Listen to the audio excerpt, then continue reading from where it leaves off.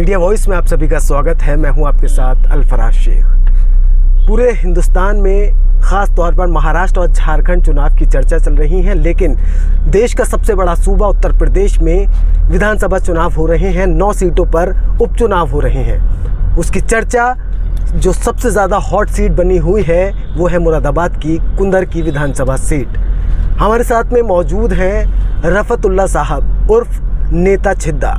हम उनसे जानेंगे कि आखिर 5वीं बार वो चुनाव लड़ रहे हैं। मायावती ने एक बार फिर से उन्हें टिकट दिया है। अब तक वो संभल असमौली विधानसभा से चुनाव लड़ते आ रहे हैं, लेकिन पहली बार वो कुंदरकी से चुनावी मैदान में कूदे हैं।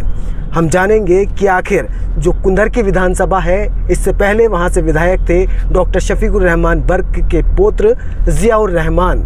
अब वो सांसद बन चुके हैं, लिहाजा अब यहाँ पर उपचुनाव हो रहे हैं और मायावती ने अपना उम्मीदवार बनाकर रफतुल्ला साहब को भेजा है। सर, स्वागत है हमारे मीडिया वॉइस में।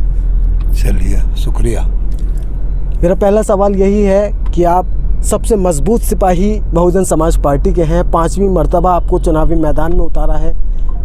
ऐसी क्या कमियां रही हैं? आपको क्या लगता है 4 बार चुनाव हारने के बाद में 5वीं बार भरोसा जताया मायावती ने? कुंदरकी की खास तौर पर कहा जाता है जो तुर्क बिरादरी है, आप भी तुर्क बिरादरी से आते हैं, क्या तुर्क बिरादरी एक साथ एकमुश्त होकर आपको चुनाव जिताएगी? पहले तो बहन जी का शुक्रिया अदा करता हूं कि उन्होंने 5वीं बार भरोसा कर मुझे मैदान में उतारा जी।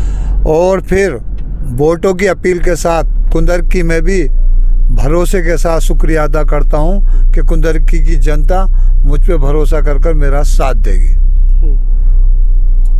और कुंदरकी में बाढ़ जैसी स्थिति, नदी की और रोडों की स्थिति बहुत ख़राब है।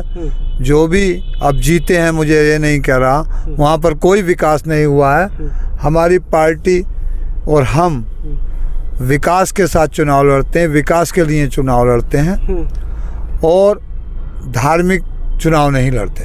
तो सभी मुसलमानों से भी मेरी अपील रहेगी और पिछड़ा वर्ग या SC समाज सबकी सहयोग से मैं वहाँ पर चुनाव लड़ रहा हूँ और इंशाअल्लाह इस बार मैं कामयाब हूँ। इस बार भरोसा है आपको? हाँ, कामयाब। ठीक, खुदा हाफिज़।